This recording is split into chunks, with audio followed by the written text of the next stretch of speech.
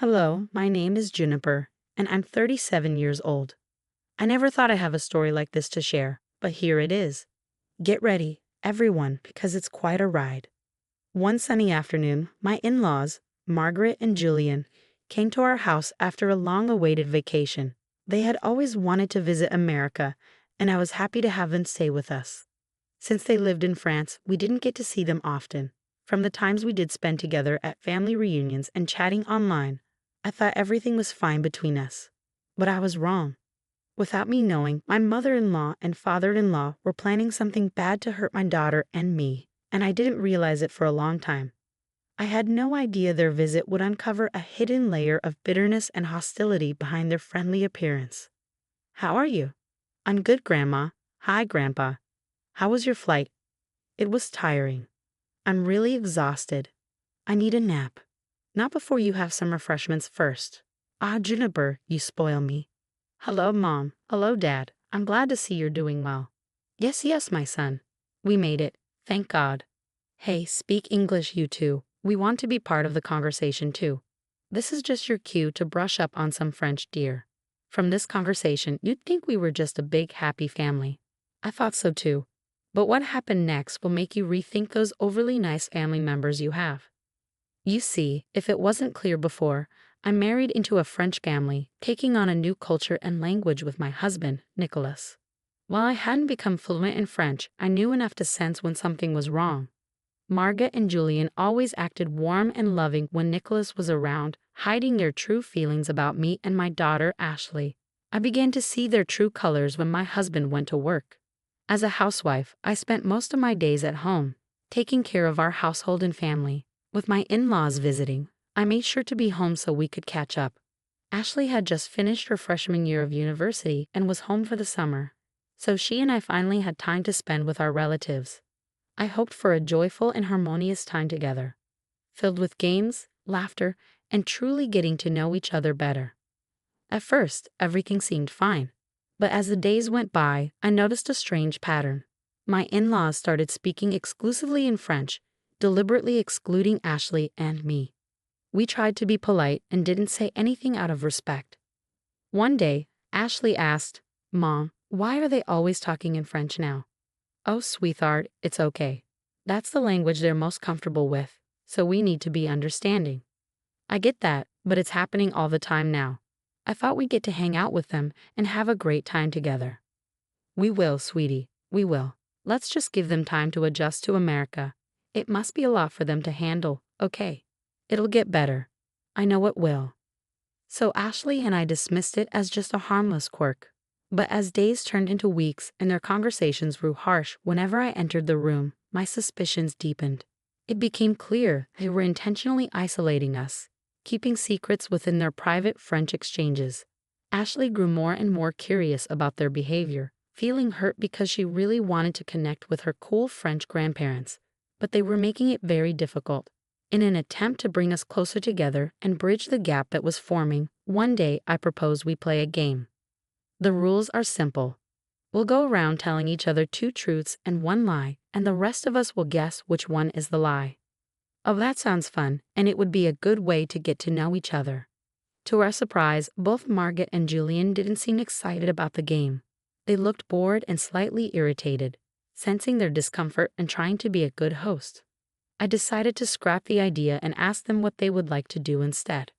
"I would like to drink some tea and chat with my husband." "Oh, okay. Is it okay if Mom and I join?" "No." His outburst shocked us, but he quickly recovered. "I mean, no, my dear. We just would like to enjoy a quiet afternoon." "Okay, we understand. We're older, and these kinds of games may not be our thing." "But you two never talk to us. You're always speaking in French. How dare you talk to us like this? So disrespectful. Were you raised on a farm? How dare you speak to my daughter this way? She's just a kid. She wants to hang out with you guys, but you're making it difficult. How can you say something so mean?" "Whatever. Let's go, Julian." Julian and Margaret stood up from the table, speaking loudly in French, not bothering to hide their words. I couldn't understand exactly what they were saying, but from their tone and body language, it was clear they were talking about us. And it wasn't nice. I felt too embarrassed to tell Nicholas when he came home that evening. I was afraid he would notice the tension at dinner. To our surprise, both Margaret and Julian were suddenly very nice to us, as if nothing had happened earlier. We were chatting as if we were one big happy family, but Ashley and I couldn't shake off the feeling that something wasn't right. Days later, fueled by curiosity and feeling betrayed, I decided to take action. While Margaret and Julian chatted in the living room, I discreetly reached for my phone and hit record. With shaking hands, I captured their voices and words, hoping to uncover the truth hidden in their secret conversations. After successfully recording their voices, I gained confidence. One day turned into 2, then 3, then 4, and soon I had collected recordings of their conversations spanning a week. I carefully gathered evidence, documenting whenever they spoke. I only had basic knowledge of French, so I couldn't understand everything they said. But as I listened repeatedly, I caught some rude words. I was afraid of what I might find if I translated everything, but I knew I had to uncover the truth. Luckily, I had a friend who spoke French. Camille was from Senegal and moved to the States as a baby. Although she grew up as an American, her immigrant parents made sure she could still speak her native language. She was the perfect person to help me decipher the information. I called her and asked her to come over. Once she arrived, I took her to the back of the house so Margaret and Julian wouldn't see her. Camille and I found a moment alone outside to talk. I poured my heart out to her, sharing all the strange behavior and my growing suspicions. Camille was incredibly supportive, promising to help me uncover the truth. From what you're saying, it sounds like you're talking about some shady stuff. But don't worry, I'll do my best to help. Thanks, love. You're a lifesaver. Just being a best friend. As I played the audio for Camille, her face went pale, and she started trembling. Camille, what's wrong? I can't breathe. Panic attack. She was gasping loudly for air, and I started to feel scared too. I never expected her to be so overwhelmed by what she heard. Fear gripped me as I tried to calm her down, doing my best to provide comfort. I hurried inside to get a glass of water and helped her lie down in the cool shade to calm down. I served her and massaged her skin until her attack subsided. Thankfully, I managed to help her without raising suspicion from Margaret and Julian, who were probably still gossiping inside. Ashley happened to be near her bedroom window and overheard the commotion. Worried, she rushed downstairs to check on us. I explained what happened, telling her that I secretly recorded her grandparents and it was so disturbing that it caused Camille to have a panic attack. We were both horrified by what we might uncover when Camille was ready to talk. Once she had fully recovered and was safe in my bedroom with Ashley, Camille apologized for her reaction. Don't you dare apologize. You did nothing wrong. What matters is that you're safe now. Julian and Margaret didn't see you. They're outside in the front lawn, so Ashley and I managed to bring you upstairs. You really scared us, Camille, but I'm relieved you're okay. I probably should have warned you about my panic and anxiety attacks, but I wasn't expecting to hear such awful information. Tell us, Camille, what were they saying? Camille took a deep breath and a sip of water before relaying what she heard on the recordings. Juniper, Ashley, there's no easy way to say this. It seems Margaret and Julian want to. They want to sell Ashley on the black market to some really awful people. Both Ashley's and my jaws dropped. We were shocked. What on earth? That's not all. They said they wanted to sell you to Juniper. They plan to fake your deaths in a car accident and make it look like your body's burned up in flames so there's no evidence. They thought they'd make a lot of money from Ashley because she's young. I feel sick. They were so cold and heartless about everything, you guys. Like I didn't care at all that they were going to sell you to such twisted people. That's why I had a panic attack. I'd never heard someone talk so openly about such a terrible crime. You can take a break if you need to, both of you. It's a lot to handle. Why aren't you crying? Aren't you sick, Mom? Of course I am, but right now, I'm just angry. They threatened to hurt you, Ashley, and for that, I will never forgive them. They said more awful things, but I'll spare us the details, at least for now. Camille, Ashley, and I felt extremely scared and sick. We couldn't believe we'd been living with criminals for a month. I was filled with rage. I wanted to confront them, but Camille stopped me. June, I understand you're upset, but you can't go down there and confront them. What do you mean? They threatened my daughter's life. I know, Juniper. I just don't think it's safe for you to confront them without a plan. You live with these people. Who knows what they might do if they feel threatened? You're right. We have an advantage because we know their plans. We can't lose that. So what's the plan? We're getting out of here. What? Yes. Pack your essentials and lock your door, just in case. I'll do the same. Camille, help Ashley while I call Nicholas. Okay, we'll be back when we're ready. Once they left the room, I couldn't hold back my tears. I felt so overwhelmed by everything I had heard, but I was relieved to know the truth, even if it was painful. I called Nicholas and told him everything. I explained how his parents had been treating us, the rude outburst towards Ashley, and the recordings with Camille's translations. I'm sure you'll understand what they mean.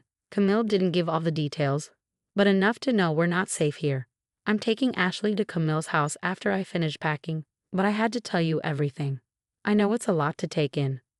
Yeah, that's a lot. I'm sorry I didn't tell you sooner about the other stuff. I thought I could handle it.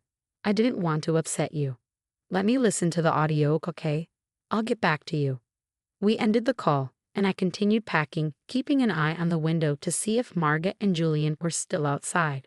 When I finished packing, Camille and Ashley returned to my room. Just then, I received a call from Nicholas. He sounded extremely upset. Who wouldn't be after finding out their parents were criminals? He said we needed to leave immediately and that he'd meet us at Camille's place. We quietly got into the car parked in the garage and drove off. Margaret and Julian saw us leaving and called me, but I ignored the phone. Once we arrived at Camille's house, I called the police and directed them to Margaret and Julian's house. 30 minutes later, Nicholas arrived at Camille's place. We hugged and cried for a while Camille updated us on the police raid. The police had arrested Margaret and Julian. Nicholas explained that before coming to Camille's, he had stopped at the police station to give them the evidence I had sent digitally.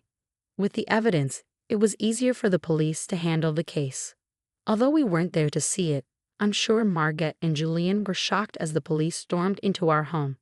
They were swiftly arrested due to the serious crimes they were accused of. The once proud couple now stood exposed as the criminals they truly were. News of their arrest quickly spread throughout the community, causing shock and disbelief among our acquaintances and neighbors. It was surreal to experience such a dramatic event in our ordinary lives. The revelation of their involvement in human trafficking shocked the town, destroying the image of respectability they had carefully crafted over the years. The legal proceedings were difficult, but the evidence I gathered helped build a strong case against them. Their actions were exposed in court, leaving no doubt about their guilt. The jury, horrified by their crimes, unanimously found them guilty on multiple charges related to human trafficking and conspiracy. As the judge delivered the verdict, there was a sense of relief and satisfaction in the courtroom. Margaret and Julian, once respected by Nicholas, Ashley, and me, now faced the consequences of their actions. They were sentenced to long prison terms and would also face trial in France, where laws regarding such crimes are stricter. This meant we wouldn't see them for a long time, and given their ages, they would likely spend the rest of their lives behind bars. They were considered a serious threat to our family, and their sentences ensured they would be kept away from society. Good riddance. Their arrest and conviction made national news, serving as a warning to others who thought they could commit such crimes without consequences. It was a victory for justice and a reminder that everyone is accountable under the law. While the legal process dealt with their crimes, Ashley, Nicholas, and I focused on healing and rebuilding our lives. The betrayal by Margaret and Julian left lasting scars, especially for Nicholas. But we stood together, supporting each other as we navigated the aftermath of their arrest and worked to overcome the trauma we had endured. Our bond grew stronger through it all. Ashley, how are you feeling these days? You've shown incredible strength through everything, I asked, breaking the heavy silence that filled the room. Ashley took a moment to gather her thoughts before responding, her eyes reflecting a mixture of resilience and vulnerability. Honestly, Mom, some days are still really tough, but overall, I'm feeling better. Therapy has helped a lot, and expressing myself through art has been therapeutic. I still have moments of fear and doubt, but I'm learning to cope with them. Nicholas reached out, gently squeezing Ashley's hand in support. We're so proud of you, Ashley. You've handled this with such courage and grace. Remember, we're always here for you, no matter what. I nodded in agreement, feeling a swell of pride and love for my daughter. Yes, Ashley, we're here to support you every step of the way. We've come a long way, but there's still healing to be done. Let's continue to lean on each other and move forward together. With renewed determination and a shared sense of resilience, we embrace the challenges ahead, knowing that as a family, we could overcome anything. It hasn't been easy, Mom, but I'm making progress. Art has become my safe place, a way to express and let go of the pain. And therapy is helping me see things differently and trust again. We're so proud of you, Ashley. Your strength inspires us every day. We're here for you always. That's right, sweetheart. We're in this together, supporting and lifting each other up as we move forward. We've come a long way, and our future looks brighter. Thank you both. I don't know where I'd be without your love and support. We've faced challenges, but we've grown stronger. Now we have the chance to take back our lives and make a positive difference. Absolutely, my love. We've faced the darkest of times, but we've emerged stronger than ever. We won't let others' actions define us. Together, we'll build a future full of love, happiness, and fulfillment. We're a family, unbreakable. We've proven that. Let's keep supporting each other, healing, and building the life we deserve. We're stronger than ever, and we'll embrace every opportunity. The conversation was filled with a mix of emotions, from past pain to hopeful anticipation. As we continued our journey, we found comfort in each other, knowing we could overcome anything together and create a life of love and joy.